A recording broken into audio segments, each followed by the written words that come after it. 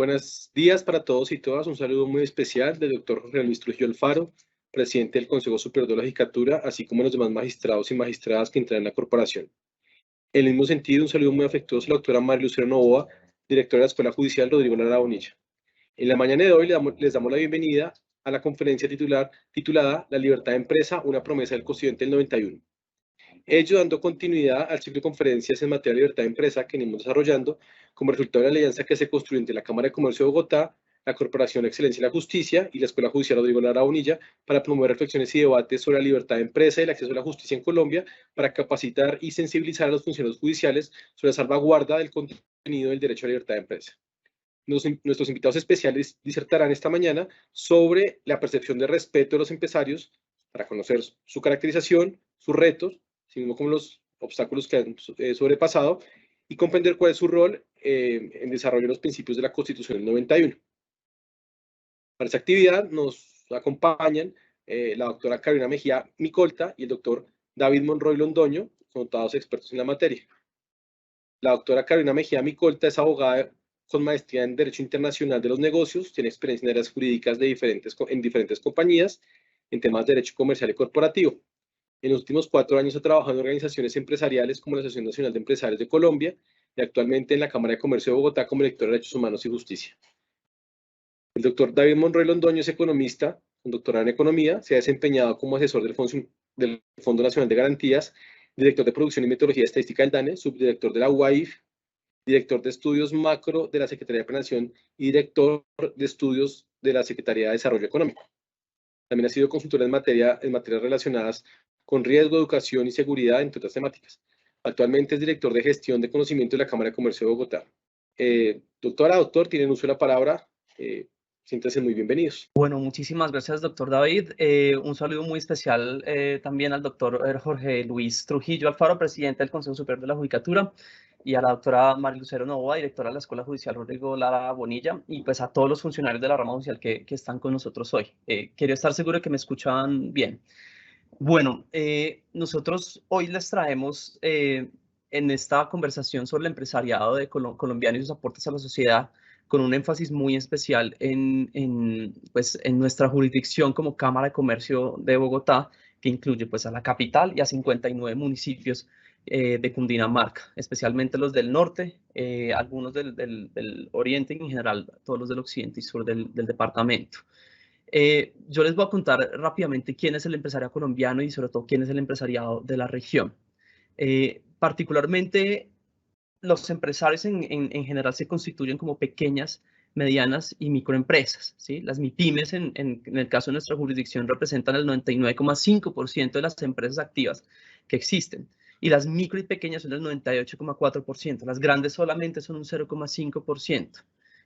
Particularmente en nuestra jurisdicción cerró con una dinámica de recuperación importante, con un crecimiento del 5% y con algunos retos frente a lo sucedido previo a la pandemia, situación que se presenta en la jurisdicción, en toda la jurisdicción, digamos, del país, donde aproximadamente empresas formales hay cerca de 1.600.000 empresas, con una distribución muy parecida a la de la capital, una gran predominancia de microempresas. Entonces, en este documento, en estas diapositivas que nosotros les vamos a mostrar, vamos a hacer una lectura desde 2 puntos de vista. Desde el punto de vista de aquellas empresas que cuentan con registro mercantil y aquellas empresas que no cuentan con registro mercantil, que es muy importante también hacer una lectura de ellas, porque nos permiten entender cómo es ese camino hacia la formalización. La formalización entendida de una manera amplia, no solamente con tener registro mercantil, sino también entendido como temas de formalización tributaria, formalización en pagos de seguridad social, formalización, por supuesto, en términos de los registros y elementos de funcionamiento. Entonces, aquí vamos a analizar las empresas que cuentan con registro mercantil, algunas empresas que cuentan sin este registro, pero que funcionan en fábricas locales y viviendas que tienen características que las asemejan mucho más a las que cuentan con registro mercantil, pero que probablemente están en ese camino hacia la formalización. Y finalmente, algunos análisis particulares se presentan para empresas que no cuentan con el registro mercantil y que además son negocios que tienen una caracterización mucho más de subsistencia. Para nosotros, como sistema cameral, y en gran parte para las políticas de formalización del gobierno, usualmente son objeto de política las empresas con registro mercantil y las que tienen esa característica un poco más similares a la formalización, que están en fábricas locales y viviendas, y las otras empresas que están un poco más con negocios de subsistencia, según el COMPES de formalización, son atendidos por políticas laborales diferentes, ¿cierto? Entonces, aquí quiero contarles un poco hace cuánto existen los negocios en nuestra jurisdicción. Esto es a partir de una encuesta que hace la Cámara de Comercio, que se conoce como Gran Encuesta sobre el Empresariado de Bogotá y la Región, que está, así como todas nuestras encuestas, se encuentran en la página del Observatorio de la Región Bogotá-Cundinamarca, que es la pueden visitar en ccb.org.co/observatorio, y encuentran estas y un montón de encuestas más, algunas de las cuales también pueden servirles para las funciones que tienen ustedes. Y en estas básicamente nosotros observamos que el empresariado de Bogotá es relativamente, en su masa, es relativamente joven. Vemos que el 70% de las unidades económicas tienen como periodo de funcionamiento o inicio de funcionamiento en los últimos 5 años. Y de hecho llama mucho la atención que el 36% fueron fundados dentro de la pandemia. Seguramente con algún margen de empresas que fue fundado en enero y febrero del 2020, no había sido pandemia todavía, pero un porcentaje muy importante alcanzó a entrar en funcionamiento en pandemia. Pues lo que llama la atención de que uno pensaría que en ese periodo no hubo una gran dinámica empresarial, pero sí lo hubo. Y ya cuando analizamos las empresas que no tienen registro mercantil, pero que funcionan en fábricas locales y vivienda, vemos que el 66% son de los últimos 5 años, pero una masa mucho más grande, 42%, empezó a funcionar en los últimos 2 años. También señal de que mucha de esa destrucción de empleo que hubo durante la pandemia emigró hacia actividades de negocios, algunas de ellas sin contar pues con todos los requisitos de la formalidad. Entonces, cuando nosotros analizamos las personas que iniciaron estos negocios con las edades que vimos anteriormente, analizamos cuáles fueron los motivos principales por los cuales las empresas inician. Entonces, vemos que la identificación como una oportunidad de negocio es común en ambos tipos de empresas, tanto las que cuentan con un registro mercantil como aquellas que no lo tienen. Pero cuando ya analizamos ese elemento de necesidad, ese elemento de yo me aventuro a emprender, digamos, no por una oportunidad, sino porque tengo la necesidad, es un elemento que es mucho más común entre las empresas que no cuentan con registro mercantil. Esto solamente sucede en el 13% de las empresas, que seguramente lo ven como una necesidad, pero eventualmente lo ven como un modo de generación de ingreso constante y permanente para la familia, y eventualmente se formaliza. Pero básicamente casi la mitad de los empresarios lo ven, pues, de los que no tienen registro, lo ven como la única alternativa para generar ingresos. Y cuando vemos lo que está sucediendo en términos de mecanismos de financiación para la empresa, vemos que la gran mayoría de la mitad de las empresas que tienen registro lo hacen con sus ahorros personales, una proporción un poco más baja entre las que no tienen registro, y vemos que el 30% de las empresas formales utilizan algún tipo de préstamo, o préstamo bancario o préstamo con amigos y familiares. Estas proporciones son un poco más pequeñas entre quienes no tienen registro. Por supuesto, porque no tienen los mismos canales de acceso al sector financiero, pues por no tener, digamos, algunos de los elementos que les entrega el registro mercantil, digamos, frente a la publicidad, frente a sus negocios y otros elementos. Sin embargo, pues estos sí acceden a través seguramente muchos de créditos personales que lamentablemente pues están sujetos a tasas un poco más altas. Para nosotros es muy importante entender quién es el empresario y cómo piensa. Incluimos estas preguntas que nos dieron unas respuestas bastante interesantes. Si ustedes se fijan en la gráfica superior derecha o en las gráficas derechas, casi todos los empresarios de nuestra región se reconocen como emprendedores. O sea, el concepto de emprendedor es algo que toca a casi todas las personas que inician un negocio. Sin embargo, cuando nosotros entramos a analizar si estas personas emprendedoras se consideran empresarios, la percepción sobre sí mismos baja en ese sentido. Nos damos cuenta que pasamos del 95% entre los que tienen el registro de considerarse empresarios a un 76% que se considera empresario. 95 emprendedor, 76 empresario. Cuando vemos la situación con quienes no tienen registro, es un poco más fuerte. 96% se consideran emprendedores, pero casi la mitad se consideran empresarios, ¿cierto? Y llama mucho la atención incluso que entre quienes no tienen registro, un 75% se consideran formales, probablemente porque lo asocian con que su actividad económica pues, es de carácter legal. Entonces, para ellos eso resume en gran parte el cumplimiento de lo que ellos consideran formalidad. O por supuesto que quienes tienen el registro, el 92% se consideran formales, pero llama la atención que existe un 8% que considera que funciona la informalidad a pesar de que tiene registro mercantil. digamos, con mucho sentido frente a algunas estadísticas que les mostraré un poco más adelante frente a quiénes de estas personas pagan o no pagan elementos como la seguridad social y algunos de los retos que tienen pues, instituciones como nosotros y el gobierno nacional para solucionar. Cuando entramos a caracterizar quiénes son los empresarios, quién es esa persona que está detrás del negocio, nos damos cuenta, y esto es bastante importante de mencionarlo, que por qué esa persona que está detrás del negocio, particularmente para jurisdicciones como las nuestras, las personas naturales representan el 56%, mientras que las personas jurídicas representan el 43%, ambos siendo empresarios. Esto es una persona que, bajo su propio nombre, establece una unidad económica de generación de ingresos y la pone a funcionar, incluso con personas a cargo. Entonces, llama la atención que pues hay una proporción más grande de personas naturales frente a personas jurídicas. Y esta fotografía se replica en el total de las 1.600.000 empresas del país. Particularmente cuando preguntamos si esta empresa es o no es de un único dueño, vemos que el 72% de las empresas son de un único dueño. Y eso es importante recordar que el 56% son personas naturales. O sea, que hay una masa de personas jurídicas que son de un único dueño, a pesar de que están constituidas de otra manera. Cuando vemos el sexo del propietario de esas empresas de único dueño, vemos que el 57% son hombres y 42% son mujeres, ¿sí? Y cuando vemos en ese 28% que no son de un único dueño, la participación de las mujeres, nos damos cuenta que esta es del 36% sobre el total de las empresas. Entonces, vemos digamos,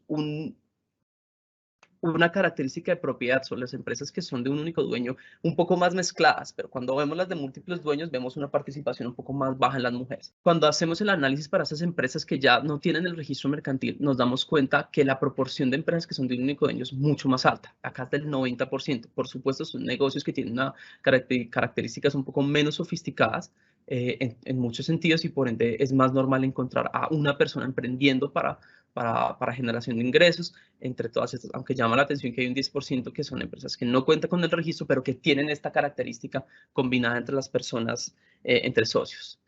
Y pues cuando vemos el sexo de las personas de este conjunto de empresas informales que no tienen el registro, vemos que se cambia un poco la torta. Antes la proporción de propiedad en las que eran con registro mercantil era de 57% hombres, 42% mujeres. Ahora los que no tienen registro, hay una mayoría de mujeres, 53% y 46%, 53 mujeres, 46% hombres. ¿Cómo está compuesta, por decirlo de alguna manera, la nómina de estas empresas? En general, vemos que las empresas que cuentan con registro mercantil, el 55% tienen entre 1 y 3 empleados, incluyendo la persona que es dueña, si es el caso de que trabaje en la empresa, donde básicamente casi el 20% son de una sola persona que trabaja. Por supuesto, hay un pico de 11 a 100, con un 13%, pues porque esto ya representa como ese conjunto de empresas que son micro, pequeñas y medianas, que tienen unas nóminas un poco más altas, pero por supuesto que es un empresariado compuesto por unidades económicas de pocas personas, 1 a 3 personas la mitad. Cuando ya miramos la situación de las empresas que no tienen registro mercantil, vemos que esa proporción de 1 a 3 empleados la componen el 85% de las empresas. Entonces, claramente hay una diferencia importante entre los dos tipos de unidades económicas. Cuando analizamos la composición de ese personal ocupado, nos damos cuenta que el porcentaje de la planta o de las personas que trabajan en esta empresa, que son mujeres, en las empresas que tienen registro y las que no tienen registro, es bastante similar. Probablemente aquí no haya una diferencia estadísticamente significativa. 36,3% en las empresas con registro mercantil y 37% en las que tienen fábricas locales, las que funcionan en fábricas locales y viviendas sin registro mercantil.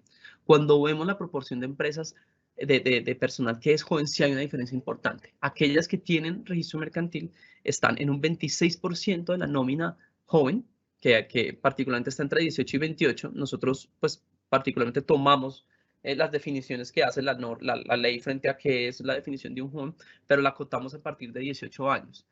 Probablemente para el futuro podemos hacer una diferenciación a partir de 15, ya que particularmente las encuestas del DANE sobre mercado laboral hacen una definición de quiénes son las personas económicamente activas a partir de los 15 años. Por ende, el concepto de joven laboralmente activo arranca a partir de los 15 años. Es una situación que por supuesto no necesariamente es deseable, porque una persona de 15 años probablemente debe estar haciendo otras actividades académicas, pero pues la realidad del mercado laboral colombiano lo indica así. Pero entonces ese concepto de joven que parte de 18 años pues es mucho más común encontrarlo en empresas con registro mercantil que en las empresas que no cuentan pues con el registro.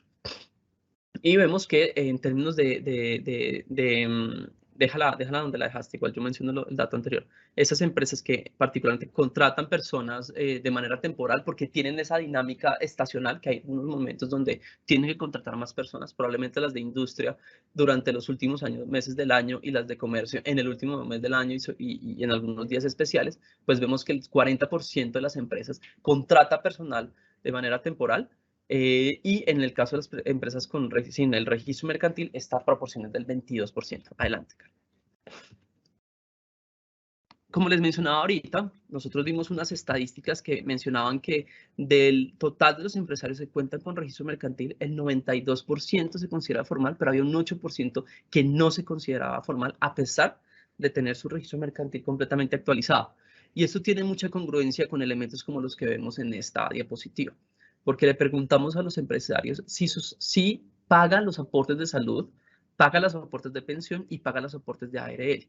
¿Sí? Y acá vemos una situación que es un poco paradójica, y es que hay una escala, y es que hay más proporción de personas que pagan salud y luego una menor proporción que pagan pensión y riesgos laborales. ¿Sí? Y esto sucede porque seguramente dentro del conjunto de del empresariado puede haber algunos conceptos frente a qué es pagar la seguridad. Entonces, si yo le pregunto a una persona si cuenta con el servicio de salud a partir del régimen subsidiado, esta persona probablemente me responde que sí, porque la cobertura de salud en el país es superior al 90%, porque existe el régimen subsidiado.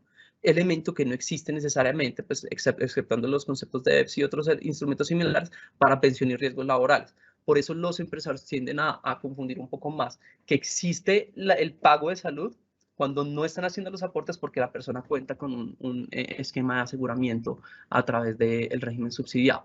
Pero vemos que más de la mitad de los empresarios no pagan los aportes de salud a sus empleados entre las personas que cuentan con un registro mercantil. Entonces, esto quiere decir que existe un concepto de informalidad dentro de la formalidad registral, en términos de que hay una masa importante de empleados que no están teniendo pues, su componente de protección social a partir, digamos, del ejercicio de su actividad laboral. Por supuesto que esto, más allá de hacer cualquier interpretación, levanta pues una cantidad de retos importantes para la política pública, para entidades como la nuestra y para el gobierno nacional. Y pues cuando ya analizamos la situación de las empresas sin registro mercantil, pues vemos que es un poco más dramático, y aproximadamente del 90 al 96% no cubren los elementos de seguridad en salud y pensión y ARL. Cuando vemos cómo es esa estructura de ingresos del empresariado, nos damos cuenta que en una masa muy importante son empresarios que en el año reciben pues ingresos en un 43%, en el caso ventas, en el caso de los empresarios con registro mercantil, reciben entre 0 y 10 millones de pesos. Esto probablemente porque hay algunos que tienen otros mecanismos de ingresos y demás, pero realmente son unas estructuras de bajo ingreso. Cuando vemos esto cómo se traduce a utilidades, vemos pues que incluso hay una masa importante de empresarios que tiene pérdidas, 10% aproximadamente, y un 56% que derivan en utilidades entre el 1 y el 10%. Esto entendiendo utilidades como lo que finalmente les queda para ejercer algún tipo de consumo dentro del hogar. Y pues es evidente que entre las empresas que tienen registro mercantil hay una masa un poco más importante de empresas que tienen los ingresos y que tienen unas utilidades que superan los 10 millones y que incluso están por encima de 50 millones. Eso es por eso que la gráfica superior izquierda, cuando vemos entre 0 y 10 las ventas y las utilidades, pues es más común encontrar empresas sin registro mercantil que están en este rango entre 0 y 10 millones. Cuando ya vemos los niveles de endeudamiento, vemos que hay una proporción importante de empresarios que se encuentran endeudados. 46% de los que no tienen registro mercantil, perdón, de los que tienen registro, están entre 1 y 10 millones de deudas, y 70% entre los que no tienen registro mercantil. Esta densidad más grande de las empresas que no tienen registro mercantil se debe porque en esos rangos siguientes, que son de 10 a 50 y más de 50, pues hay una masa de empresas que cuentan con el registro mercantil importante. Entonces, eso lo que muestra es que entre más sofisticadas son las empresas, es más probable encontrarlos endeudados en un marco, digamos, de niveles de deuda más alto. Esto no es malo, pues porque al final del día es importante que la función empresarial se dé a partir de la deuda y a partir de la disposición de recursos. Pero sí es importante notar que esto se combina con una estructura de ingresos y utilidades que no es muy fuerte en una proporción cercana a la mitad de las empresas. Quiero contarles un poco cómo funcionan los canales de comercialización de las empresas. Esto quiere decir a través de qué canales hacen su promoción y venta de productos. Y esto es bastante importante porque yo creo que esta es la muestra de una mayor transformación tecnológica que sucedió a partir de la pandemia. Nosotros nos damos cuenta que en redes sociales y en páginas web hay más de un 40% de empresas con registro mercantil que hacen uso de estos esquemas o canales de comercialización para sus ventas. 47% en redes sociales y 39% en página web. Y vemos que otros mecanismos tradicionales como tienda local, domicilio, catálogo, espacio público y bodegas tienen pues unas participaciones un poco menores. Por supuesto que aquellas empresas que no cuentan con el registro pues tienen una presencia mucho más fuerte en tiendas y locales. Sin embargo, se observa una presencia importante en redes sociales y, por supuesto, en espacio público. No lo traemos en esta presentación, pero para ese 47% de empresas que hacen sus ventas a través de redes sociales que cuentan con registro, nos damos cuenta que WhatsApp es una de las aplicaciones que son utilizadas por cerca del 90% de los empresarios. O sea, este canal existe como canal para ventas para casi todos los empresarios. Y luego vemos una presencia importante de Facebook, de Instagram y de correo electrónico. Esas otras redes sociales como Twitter, TikTok y demás son utilizadas por menos del 5% de los empresarios para comercializar sus ventas, lo cual nos muestra que existen unos canales muy definidos por parte de los empresarios para realizar sus ventas. Por supuesto que cuando nosotros analizamos ese nivel de sofisticación que tienen las empresas, medio a través, por ejemplo, de qué tan avanzadas están sus componentes gerenciales a partir de elementos, por ejemplo, como llevar contabilidad, nos damos cuenta que hay unos retos importantes, especialmente pues, en las empresas que cuentan con el registro mercantil. Vemos que el 61% de estas empresas lleva algún tipo de contabilidad, lo cual nos deja en que 32% no lo hace. Cuando analizamos esta proporción para empresas sin el registro, vemos que el 61% llevan la contabilidad y el 58% no lo hace. Ahora, ¿quién lleva esta contabilidad en las empresas que tienen registro mercantil? En un 16% lo hacen ellos mismos, los mismos dueños, y en un 18% las cuentas son manejadas por alguien que no es contador del negocio. ¿Cierto? Hay unas proporciones un poco menores con otros tipos de personas que llevan la contabilidad, como empresas o personas que son contadores, pero que llaman recurrentemente. Y pues cuando vemos a las empresas que sí llegan contabilidad, entre las que tienen registro, las que no tienen registro mercantil, nos damos cuenta que la mitad lo hace el dueño y un 40% lo hace alguien que les maneja cuentas, pero que no es contador. Y para esas empresas que tienen registro mercantil, que llevan contabilidad, 28% lo hacen en un cuaderno, 9% en libro fiscal, 39% en Excel y pues 36% utiliza algún tipo de software especializado. Cuando vemos esa misma proporción para los que no tienen registro, vemos que prácticamente el 79 y el 12% utilizan en cuaderno y en libro fiscal respectivamente. Una proporción mucho menor utiliza algún tipo de software o utiliza Excel. Ahora quiero hacerles una profundización de las características específicas de unas adicionales que tienen las empresas con registro mercantil, pero que no levantamos para las empresas que no cuentan con el registro. Entonces, adelante. Y pues estas características están asociadas a unos elementos un poco más sofisticados que uno espera pues encontrar en empresas más grandes.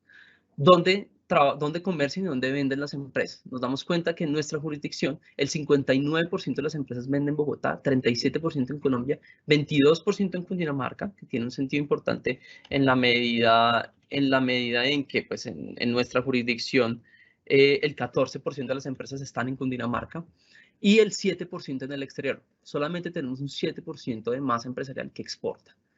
No está en esta encuesta, está en la encuesta de clima de negocios, pero cuando nosotros les preguntamos por qué no exportan, básicamente nos damos cuenta que hay unas barreras importantes. En primer lugar, de interés, de mentalidad, y esto tiene mucho sentido, hay una masa importante de empresarios que no tienen la necesidad o el interés de exportar, pues básicamente porque no tienen un producto que no es exportable, por ejemplo, una panadería, pues podría llegar a exportar, pero en general la gran masa de las panaderías están hechas, por ejemplo, para vender a una escala barrial y demás. Sí, pero vemos también en el caso de quienes no exportan, que en un 44% de las empresas no tienen suficientes recursos o instrumentos financieros para exportar.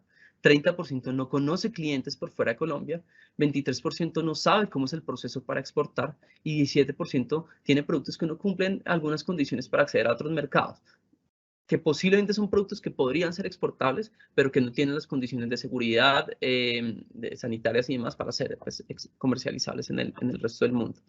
Entonces, sobre esto existen una cantidad de herramientas, elementos como la ventanilla única empresarial, temas, digamos, también de bilingüismo que en otros instrumentos hemos detectado que son una barrera para acceder a otros mercados que pueden ser trabajados por parte de entidades como las nuestras y los gobiernos nacionales y locales. A partir de las preguntas que nosotros hicimos dentro de la encuesta mientras se cargaba la siguiente diapositiva, nosotros, por supuesto, como preguntamos quiénes eran las personas que tomaban las principales decisiones al interior de las organizaciones, hicimos una caracterización de cómo es la composición de cargos directivos, el porcentaje de mujeres que trabajan en la empresa, las metas respecto a equidad de género, contar o no contar con protocolos para atención de casos de acoso sexual, contar con metas de inclusión de población LGBTI y otros elementos, entre quienes son en las empresas que son donde la persona que toma la principal decisión es una mujer, es un hombre o las decisiones se hacen en conjunto. Entonces, ustedes pueden ver en esta diapositiva que el 69,1% de los cargos directivos o de toma de decisiones en las empresas son ocupados por mujeres si es una mujer la que toma las principales decisiones. Si es un hombre, esto pasa en el 21,8% de los casos. Y más cerca de la equidad, en un 41,6% sin quienes toman las decisiones son en conjunto entre hombres y mujeres. Cuando vemos el porcentaje de la planta que trabaja en la empresa, es del 54,4% si quien toma las decisiones es una mujer y del 21,2% si quien toma las decisiones es un hombre. Es un poco más cercana a la equidad con 38,1% si quien toma las decisiones en conjunto frente a hombres, porque pues está mucho más cerca de equidad cuando las decisiones las toma una mujer. Y el 53,9% de las empresas cuentan con un objetivo o meta respecto a la equidad de género si las decisiones las toma una mujer. Esto solamente sucede en el 38% de los casos si quien toma las decisiones es un hombre. O sea, el 38% de las empresas cuentan con metas de equidad de género cuando son lideradas en términos de toma de decisiones por hombre. Y en un 48,2% de las empresas tienen estas metas si hay un hombre y una mujer tomando decisiones en conjunto. Sigue adelante. Ahora, cuando nosotros analizamos las empresas que cuentan con protocolos establecidos para atención de casos de acoso sexual, nos damos cuenta que el 53,6% de las empresas tienen estos protocolos si quien toma las decisiones es una mujer. Esto solamente sucede en el 38,9% de las empresas cuando son lideradas por hombres y en el 44,9% cuando son lideradas en conjunto. Ahora, el 43,7% de las empresas tienen metas de inclusión de población LGBTI si son lideradas por mujeres y el 31% de las empresas lo tienen si son lideradas por hombres. Esto sucede solamente en el 22%, que es un poco paradójico porque en el resto de los casos, cuando se tomaba las decisiones en conjunto había una proporción más alta, digamos, de estos elementos de equidad frente a cuando las decisiones las toman los hombres. Para este último elemento, pues solamente el 22,2% de las empresas que son lideradas en conjunto por hombres y mujeres cuentan con metas de equidad, pues, asociadas a inclusión de población LGTBI.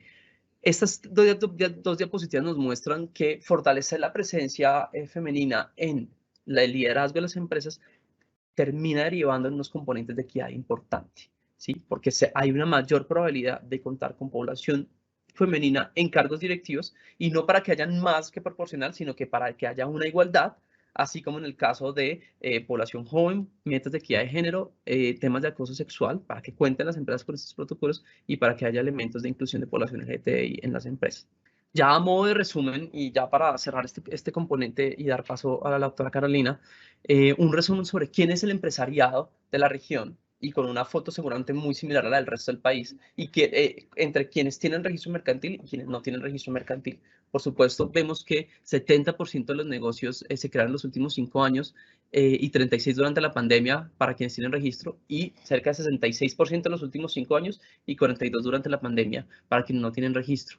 Vemos que el 76% se reconoce como empresario cuando tienen registro, mientras que esto pasa solamente en el 53% de los casos en que no lo tienen. El 72% tienen únicos dueños cuando tienen registro y 90% cuando no lo tienen.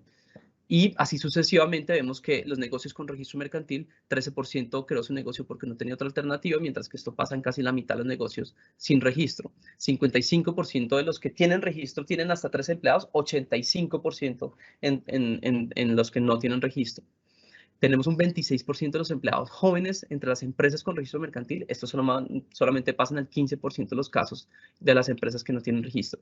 Y 41% de las empresas pagan aportes a salud cuando tienen registro, 9% en las empresas que no tienen registro. Adelante. Ahora, esto no estaba señalado independiente en las diapositivas que les mostramos, pero es un resultado bastante interesante y bastante importante de avance del país en términos de inclusión financiera. Cuando nosotros les preguntamos a los empresarios los medios de pago que utilizan para el ejercicio de su actividad económica, nos dimos cuenta que la utilización del efectivo sigue siendo predominante en todos los negocios, pues está en el 67% de los casos de las empresas con registro y en el 92% de las que no tienen registro. Pero nos llevamos una sorpresa importante y bastante grata al ver que el 50%, o sea, la mitad de los empresarios con registro mercantil utilizan billeteras digitales. Billeteras digitales, para los que no las conocen, son instrumentos como Nequi, DaviPlata y esos otros digamos, instrumentos que son fáciles de utilizar porque es a partir del celular y no requieren pues ir a una entidad financiera y firmar un contrato especializado. El contrato se firma en el proceso de inscripción. Pero vemos que incluso en las empresas que no cuentan con el registro mercantil, sucede en el 34% de los casos que utilizan estas billeteras, ¿sí? Y vemos que la utilización pues, de transacciones bancarias pues, es bastante común en el 69% de las empresas que cuentan con registro mercantil. Y finalmente, pues, vemos como la estructura de ingresos, donde nos damos cuenta que el 43% de las empresas formales en términos de registro tienen ventas entre 0 y 10 millones y un 76% entre las que no tienen registro, pues están en este rango. Principalmente porque entre las que tienen registro hay una masa más importante en rangos de mayores utilidades. Y finalmente, pues 68% de las empresas llevan contabilidad y 42% entre las que no tienen registro mercantil. Entonces, esta es la fotografía del registro de las empresas de nuestra jurisdicción. En la página del observatorio, en la sección de encuestas, ustedes encuentran esta sección un poco más ampliada con otros conceptos, otros elementos que recogimos, pero pues que habrían alargado un poco más la presentación. Y otras encuestas como la de clima de negocios que les permiten a ustedes entender cómo está en este momento el clima de los negocios de nuestra jurisdicción, entendido por cómo son las condiciones para operar, cómo son las fortalezas y desventajas que tiene la región y otros elementos pues, que están en gran parte configuradas por el empresariado de Bogotá y región, pues a partir obviamente de todos sus esfuerzos y resiliencias y ejercicios durante la pandemia para conservar empleos y generar utilidades pues, para los hogares. Entonces ya a partir de esto doy paso a la doctora Carolina para la sección del aporte del empresariado a la sociedad. Mil gracias. Muchas gracias, David. Bueno, un saludo muy especial al doctor Jorge Luis Trujillo Alfaro, presidente del Consejo Superior de la Judicatura, a la doctora Mari Lucero Novoa, directora de la Escuela Judicial Rodrigo Lara Bonilla, y a todos y todas las funcionarias de la rama judicial que nos acompañan hoy. Igualmente, quiero dar un saludo muy especial a la doctora Lida, quien ha sido nuestra aliada pues como en esta alianza para pues que sea posible este tercer ciclo de formación que hemos llevado a cabo con la Escuela Judicial Rodrigo Lara Bonilla. Entonces, ya como para concluir nuestra presentación y como la última parte de ella y recoger un poco lo que vimos en este tercer ciclo de formación, nosotros queremos hacer como un pequeño resumen de cuál es el aporte del empresariado a la sociedad. Del empresariado entendido no solo como la empresa grande, sino como estas empresas que David acaba de describir en su presentación, con los retos que David acaba de describir en su presentación. Entonces, es acá donde encontramos que los y las empresarias son sujetos y promotores de derechos. Son sujetos y promotores de derechos porque el artículo 333 de la Constitución Política establece que la empresa, como base del desarrollo, tiene una función social que implica obligaciones. Es decir, la Constitución le asignó un doble rol a la libertad de empresa. Y es ahí donde los empresarios son, a su vez, sujetos de derechos y son promotores de derechos. Son sujetos de derechos porque tienen libertades económicas, libertad de oficio, derecho al trabajo y digamos que en la composición del artículo 333 encontramos como que los empresarios son sujetos de derechos porque pues la actividad económica y la iniciativa privada son libres para su ejercicio. Nadie podrá exigir permisos previos ni requisitos sin autorización de la ley. El Estado fortalecerá las organizaciones solidarias y estimulará el desarrollo empresarial.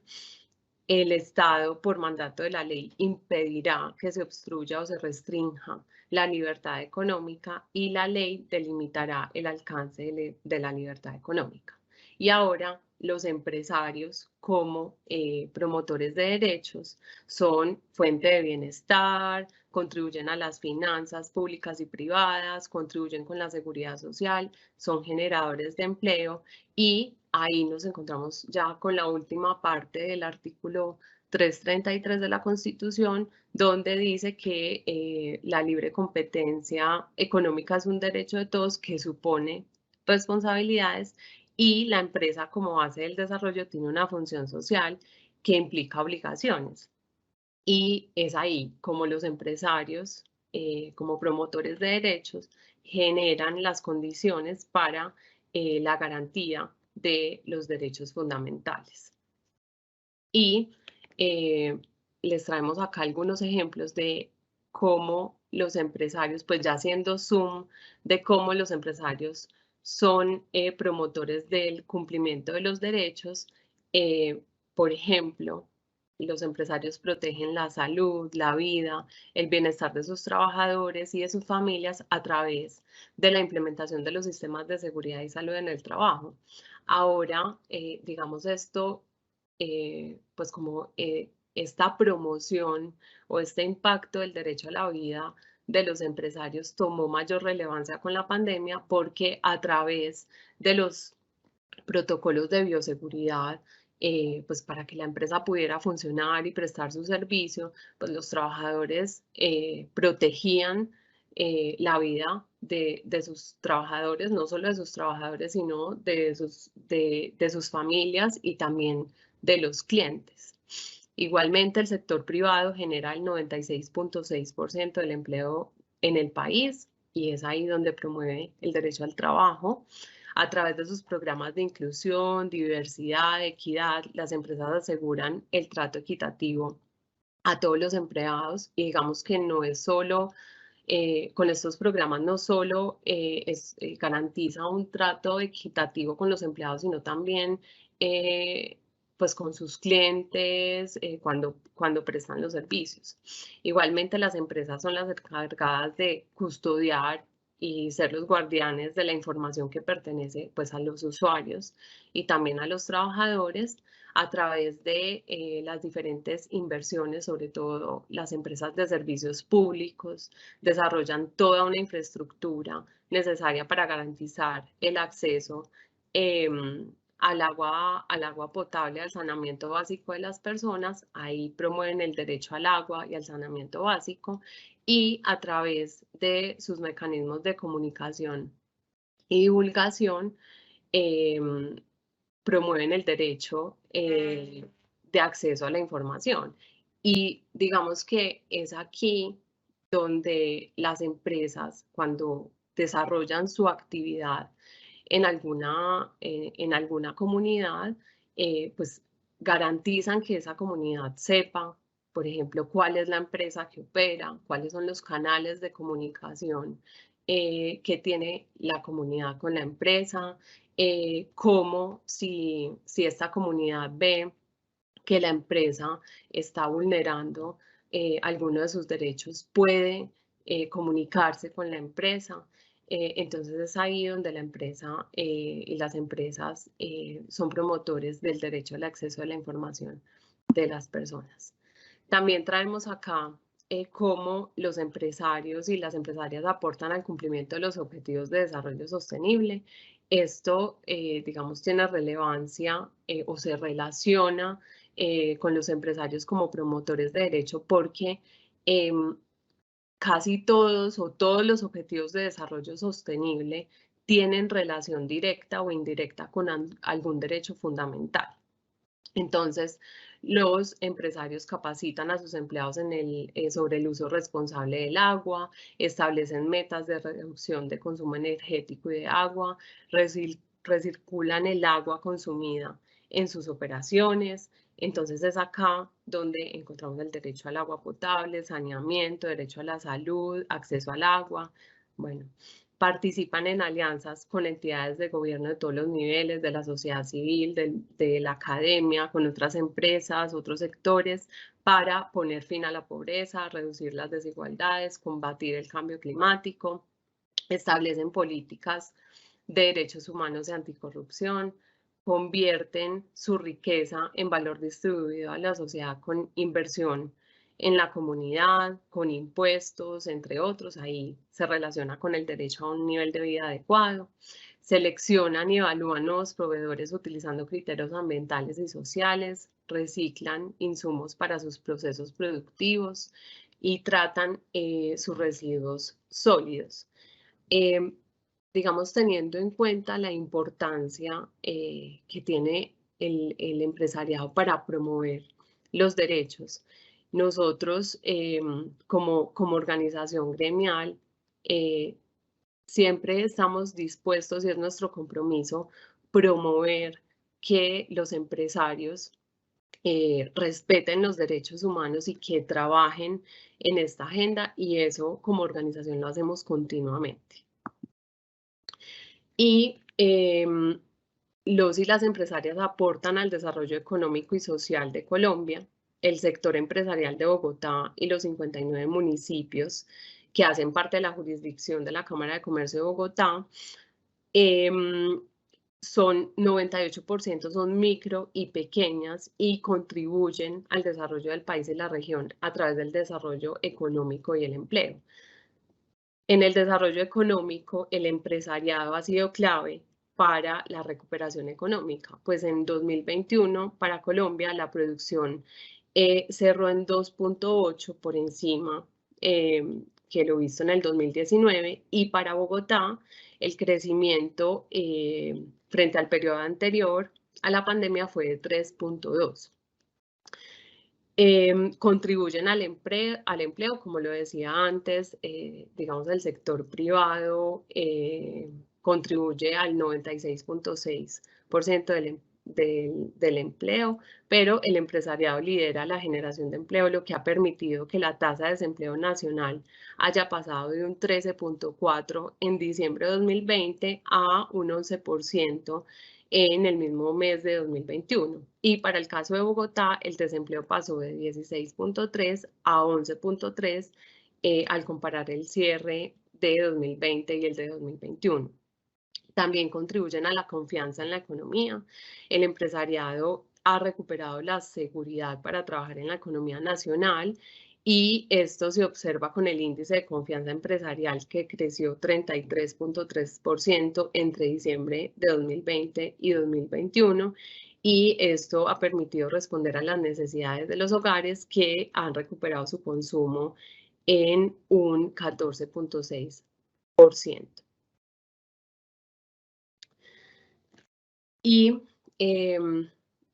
finalmente, pues como gran conclusión para nosotros, el ejercicio de la libertad de empresa es la garantía de que este gran aporte que hacen las empresas a la sociedad sea posible. Es decir, todo el aporte que ustedes acaban de hacer, que ustedes acaban de ver a los derechos, es posible siempre y cuando pues exista una empresa sostenible económicamente, que exista, digamos, una libertad de mercado que le permita a las empresas operar, que no existan o que se reduzcan los obstáculos que tienen los empresarios para operar, que reduzcamos los trámites que tienen los empresarios, porque solo así es posible que el empresario aporte a la sociedad.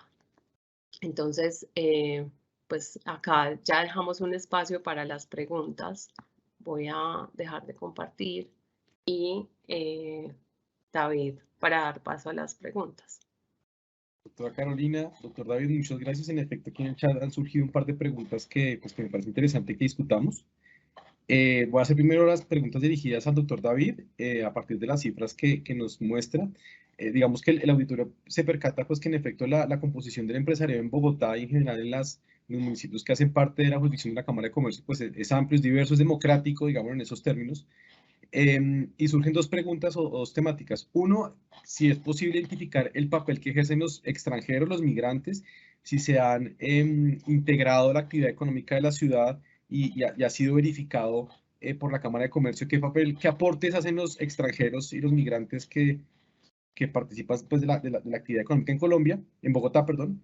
Y la siguiente pregunta, que la transmito de una vez, es, digamos que usted nos mostraba pues, que hay avances importantes frente a la materialización de la igualdad y equidad de género en el sector empresarial, que en efecto hay escenarios en los que hay más avances que otros cuando en efecto las empresas están lideradas por mujeres. ¿Qué retos se avisoran para profundizar en esa igualdad de género en las empresas? ¿Qué pasos son los que hay que seguir dando para ello? Listo, ¿me escuchan ahí? Sí, señor. Perfecto. Bueno, nosotros particularmente en estas encuestas no preguntamos como cuál es esa composición de personas extranjeras en la generación de actividad económica, pero próximamente nosotros vamos a estar haciendo un análisis a partir de la gran encuesta integrada de hogares que hace el DANE para identificar pues básicamente de la masa de micronegocios que existen en nuestra jurisdicción, pues la gran encuesta integrada de hogares del DANE es la encuesta que permite sacar el desempleo para los que no la conocen, para ver en Bogotá y en Cundinamarca cuál es la composición de personas extranjeras, ¿cierto? No, probablemente es muy difícil lograr identificar nacionalidades por un tema, digamos, del diseño de las encuestas, pero sí probablemente al analizar los extranjeros, pues vamos a coger una parte importante de países que han cobrado relevancia, pues como nuestro vecino y otros. Particularmente sobre esto, a la hora de analizar cómo esa composición de empresas de capitales extranjeros, probablemente esa masa de personas que empiezan a conformar el tejido empresarial con origen extranjero, uno lo ve en términos de inversión extranjera directa, o sea, en términos de dineros que llegan pues cumpliendo con los protocolos del Banco de la República y unos esquemas más sofisticados, sí, probablemente las grandes masas de dinero llegan a componer empresas, digamos, de mayor tamaño, ¿cierto? A componer las empresas grandes y algunas de las medianas y demás y capitalizar para ciertos tipos de actividades.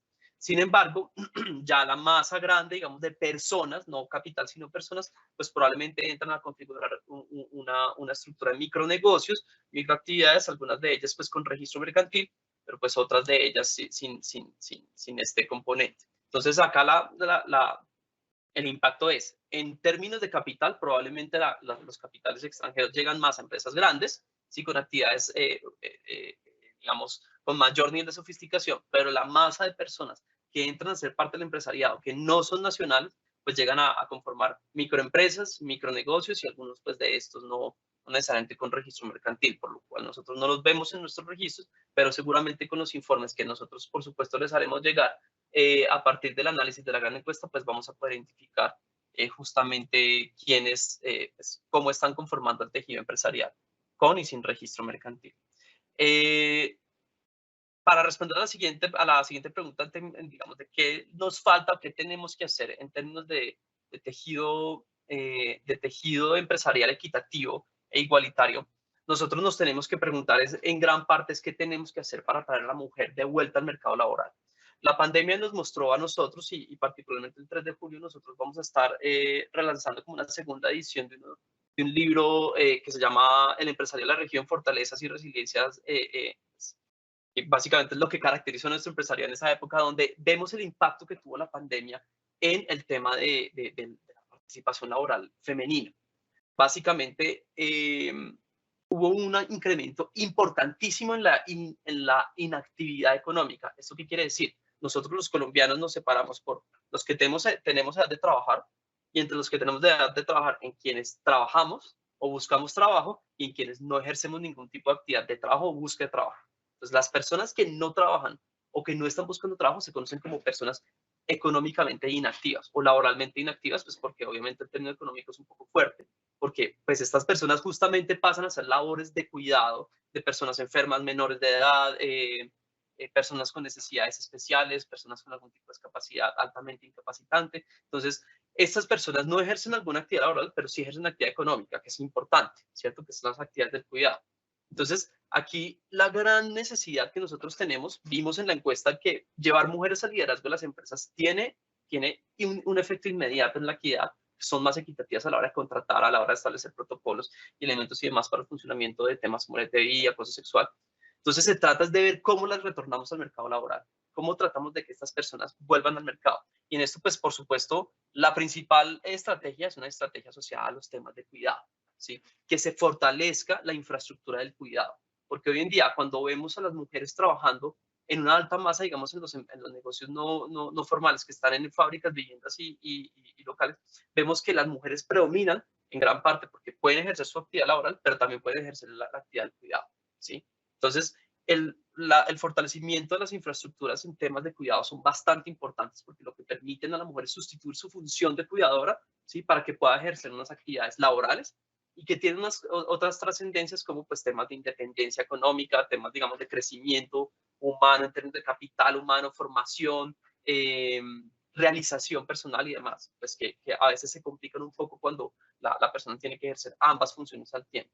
Y sin lugar a dudas, pues nosotros desde la Cámara de Comercio hemos venido también promoviendo pues todos los programas de apoyo en términos de subsidios de empleo focalizados en mujeres, en mujeres y en mujeres jóvenes, quienes particularmente ese segmento de mujeres jóvenes han sido las más afectadas por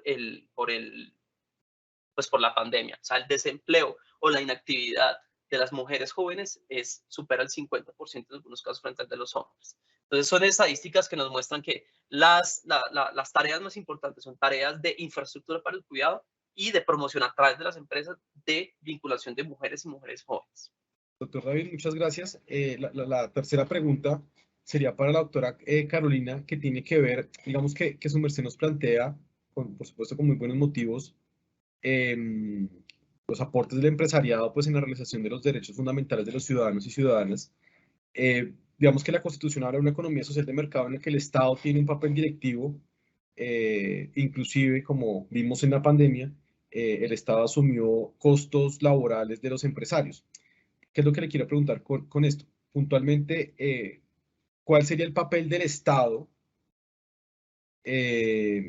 Puntualmente, por ejemplo, en la pandemia, en el periodo de pandemia, en el apoyo a los empresarios, digamos, durante la crisis económica. ¿Y qué balances hace la Cámara de Comercio sobre este apoyo que prestó el Estado colombiano a los empresarios en el PAEF, el subsidio de la nómina, bueno, otros tantos subsidios que honestamente se me escapan las siglas? En esa medida, la actividad de los empresarios está también sustentada en actividades del Estado. Sí, muchas gracias, David, por tu pregunta. Y digamos que pues es claro que es el Estado, o sea, las empresas tienen la obligación de respetar los derechos humanos y el Estado tiene la obligación de garantizar, de proteger, pues como de proteger los derechos humanos. Entonces, para el empresariado colombiano fue fundamental el apoyo del Estado y los beneficios, como mencionas, del PAEF, para que, digamos, muchas empresas en la pandemia pudieran sobrevivir.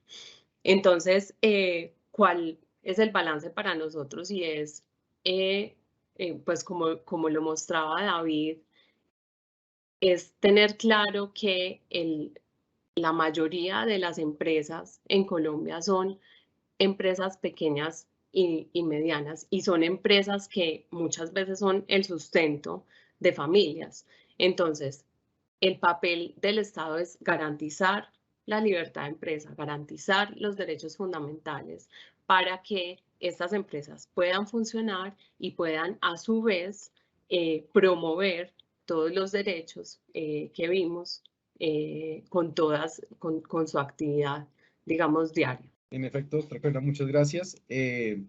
Como siempre, nuestro saludo muy especial y agradecimientos a la doctora Carolina Mejía Micolta, al doctor David Monroy Londoño por su generosidad, quienes pues con su amplia trayectoria y experticia nos acercaron a estos debates sobre la percepción de los empresarios y los retos que enfrentan y pues el papel que les entrega la Constitución del 91 y sus aportes que pues en efecto se materializan de manera palpable pues en la sociedad. A los servidores y servidoras públicas pues que se conectaron a este ciclo de capacitaciones sobre herramientas para protección al derecho a libertad de empresa. Se clausura hoy, esperemos que venga otro. Nos invitamos también a que nos sigan a través de las redes sociales como Facebook, Instagram, Twitter y YouTube, donde puedan encontrar información sobre nuestras videoconferencias y demás noticias de interés. Me despido, un abrazo muy grande para todos y muchas gracias a quienes participaron y a los conferencistas.